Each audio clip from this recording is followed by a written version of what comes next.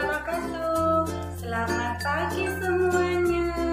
Apa kabarnya hari ini? Masih semangat ya belajarnya hari ini? Anak-anak, sebelum kita mulai belajar hari ini, mari kita berdoa bersama-sama. Doa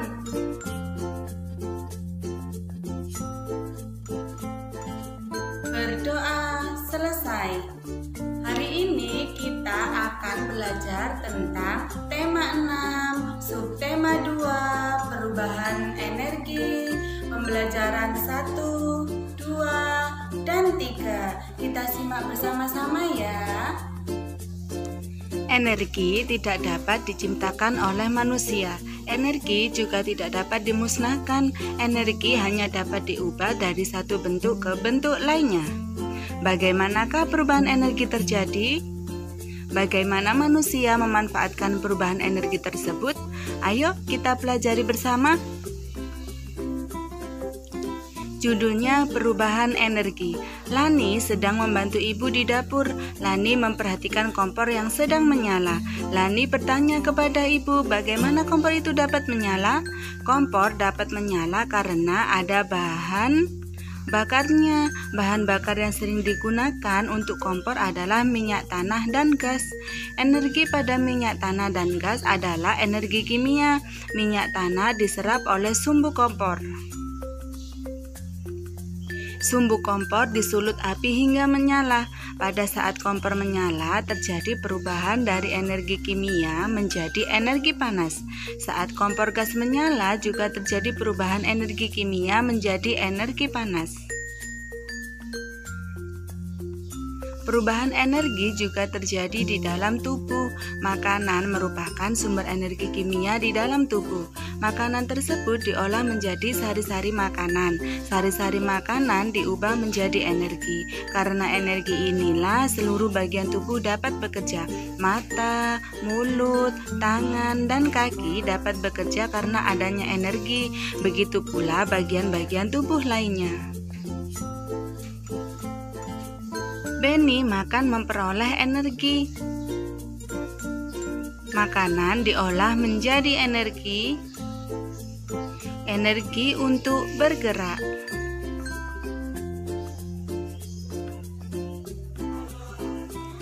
Tidak terasa sudah 1 jam Lani berlatih menari. Lani berlatih sejak pukul 12.30. Sekarang Lani merasa sangat lelah. Lani pun pergi ke kamar untuk istirahat tidur siang. Sampai di kamar, Lani langsung membaringkan tubuh. Tidak lama kemudian Lani pun tertidur. Tepat pukul 16.00 Lani terbangun. Jam dinding berbunyi. Lani segera mandi. Selesai mandi dan berganti pakaian, Lani mengulang pelajaran. Kebetulan ada pekerjaan rumah yang harus dikerjakan. Lani mengerjakan PR dengan serius. Tidak terasa jam dinding menunjukkan pukul 17.30. Pekerjaan rumah Lani telah selesai. Jawablah pertanyaan-pertanyaan berikut sesuai cerita di atas. Pukul berapa Lani selesai latihan menari di rumahnya? Tunjukkan dengan jarum jam. Lani selesai menari itu pukul 12.30. Berarti jarum pendeknya antara 12 dan 1 ya. Nah, seperti ini kita buat. Lalu 30 menit. Jarum panjang menunjukkan 30 menit. Dari 1 ke 3 15 menit. Dari 3 ke 6 15 menit. Jadi 15 menit ditambah 15 menit sama dengan 30 menit. Artinya jarum panjang terletak di angka 6. Nah, didapatlah seperti gambar tersebut ya. Soal yang kedua, berapa lama Lani tidur siang? Lani mulai tidur siang pukul 12.30 ya. Lalu Lani bangun pukul 16.00.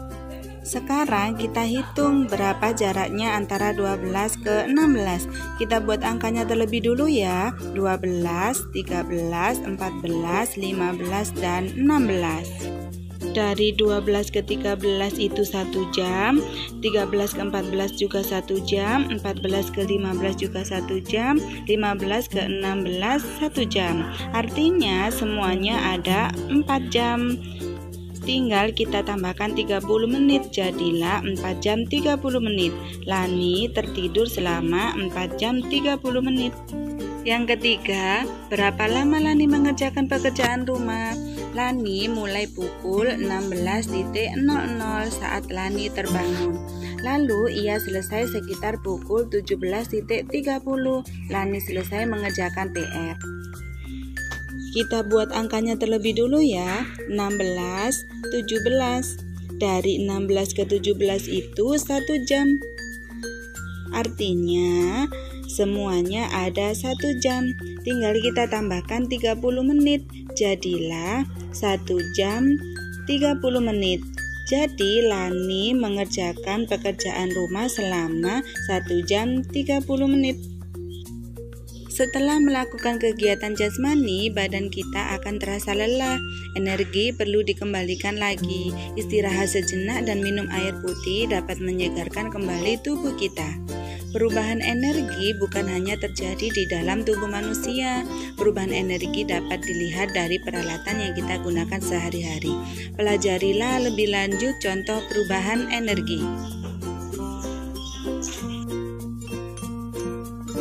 Perhatikan gambar setrika listrik dan penanak nasi listrik. Perubahan energi listrik menjadi energi panas.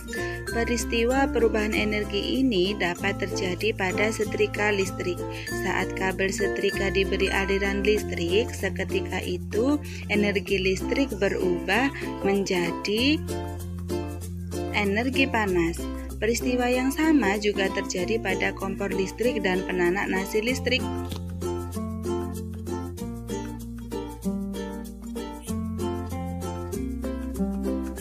Perhatikan gambar kipas angin dan blender. Perubahan energi listrik menjadi energi gerak.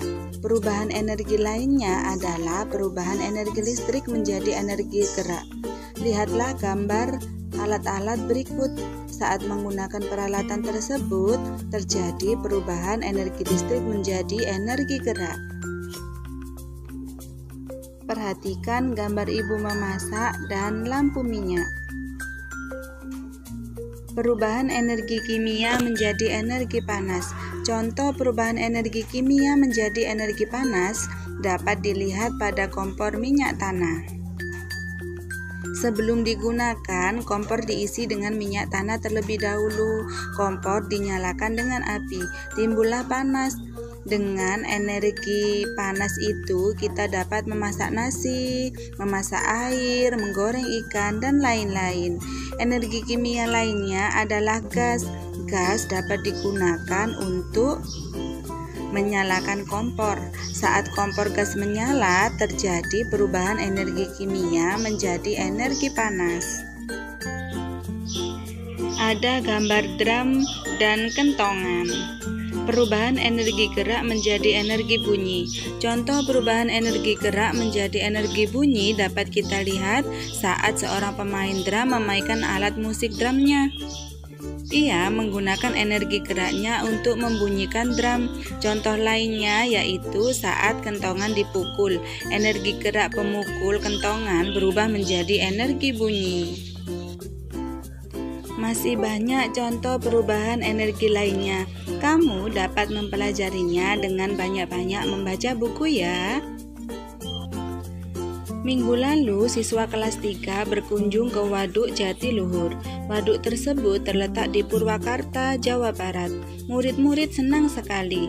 Hari ini mereka masih membicarakan kegiatan tersebut. Berikut ini percakapan mereka.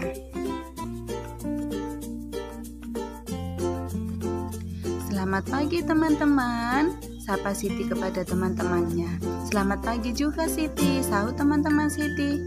Bagaimana kabar kamu Siti? Apakah kamu sudah sembuh? Sudah, terima kasih doanya ya teman-teman. Oh iya, bagaimana kunjungan ke Waduk Jatiluhur kemarin? Menyenangkan tidak teman-teman? sangat menyenangkan, banyak ilmu yang didapat. Ilmu apa, Do? Ternyata waduk itu dapat dijadikan pembangkit listrik, jelas Edo. Iya, makanya waduk Jatiluhur itu disebut sebagai waduk untuk PLTA, yaitu pembangkit listrik tenaga air. Mengapa disebut pembangkit listrik tenaga air? Tanya Siti lagi. Karena energi listriknya berasal dari tenaga air. Bagaimana caranya energi air itu menjadi energi listrik? Energi gerak air akan memutar alat yang disebut turbin, lalu turbin menggerakkan generator listrik. Bergeraknya generator listrik inilah yang akan menghasilkan tenaga listrik. Listrik yang dihasilkan kemudian disalurkan ke gardu-gardu listrik. Nah, dari gardu-gardu itulah listrik disalurkan ke rumah-rumah atau kantor-kantor. Edo melengkapi. Oh begitu ya, terima kasih ceritanya ya teman-teman, ujar Siti kepada teman-temannya. Begitulah keseruan pembicaraan Siti dan teman-temannya. Dari pembicaraan mereka, kalian mendapatkan informasi tentang manfaat waduk sebagai pembangkit listrik. Selain sebagai pembangkit listrik, waduk juga digunakan untuk keperluan lainnya seperti irigasi atau pengairan sawah, perikanan, dan juga sebagai tempat wisata. Betapa besar manfaat waduk. Oleh karena itu, dapat dibayangkan apa yang akan terjadi jika waduk kering. Sawah-sawah akan kekeringan dan persediaan energi listrik menjadi berkurang.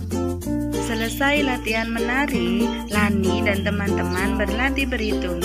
Mereka akan menghitung kegiatan yang dilakukan di sekolah. Sebagai panduan digunakan jadwal pelajaran di sekolah. Guru meminta siswa bekerja secara berkelompok. Masing-masing kelompok menghitung lamanya kegiatan selama 1 hari. Sebelum siswa bekerja, guru menjelaskan cara menentukan lamanya suatu kegiatan. Nah, perhatikan contoh soal berikut. Pukul 5.00 Lani bangun tidur, kemudian mandi, berpakaian, dan menyiapkan perlengkapan sekolah. Kegiatan ini dilakukan sampai pukul 5.30. Lama kegiatan tersebut adalah, nah sekarang kita kurang ya, 5.30 ini kita kurang dengan 5 saat Lani bangun tidur. Nah, dapat kita tulis secara menurun ke bawah seperti di kotak ini ya. 5.30 dikurangi 5.00. 0 dikurangi 0 sama dengan 0. 3 dikurang 0 sama dengan 3. 5 dikurang 5 sama dengan 0. 0 dikurang 0 sama dengan 0. Mudah sekali bukan? Lah, lihatlah caranya. Jadi waktu lama yang diperlukan Lani adalah 30 menit. Ayah pergi bekerja pukul 7.30. Ayah pulang kantor dan sampai di rumah pukul 18.00. Lama ayah bekerja dan waktu yang diperlukan dalam perjalanan adalah, perhatikan baik-baik ya. Kita lihat waktunya saat ayah sampai di rumah, itu pukul 18. Nah, ayah pergi tadi pukul 7.30. Iya, kita tulis seperti ini. Kemudian kita ambil 1 jam dan diubah menjadi satuan menit. 1 jam sama dengan 60 menit. Nah, yang tadi 18 kita ubah menjadi 17.60. Di bawahnya 7.30 kita kurang. 0 dikurang 0 sama dengan 0. 6 dikurang 3 sama dengan 3. 7 dikurangi 7 sama dengan 0. 1 dikurangi 0 sama dengan 1. Jadi ayah bekerja selama 10 jam 30 menit. Wah, lama sekali ya ayah bekerja. Adakah cara lain yang kamu ketahui untuk menghitung lama waktu ayah bekerja? Berikut ini adalah jadwal kegiatan harian Lani. Berdasarkan tabel berikut, tentukan lamanya masing-masing kegiatan. Waktunya 5.00 hingga 5.30. Kegiatannya mandi pagi, berpakaian, dan menyiapkan peralatan sekolah. Lamanya 30 menit. Yuk kita hitung bersama-sama. 0 dikurangi 0 sama dengan iya, benar sama dengan 0. 3 dikurangi 0 sama dengan 3, didapatlah hasil 30. Jadi tidak perlu kita tulis ya, cukup lamanya yaitu 30 menit. Kasih kalian sudah mempelajari materi hari ini dengan baik. Kamu memang anak pintar, ayah bunda. Terima kasih ya sudah menampingi Ananda hari ini. Semoga Ananda memahami materi pembelajaran hari ini dengan baik. Jangan lupa untuk membereskan perlengkapan belajar dan berterima kasih kepada orang tua serta berdoa setelah belajar. Berdoa, mulai.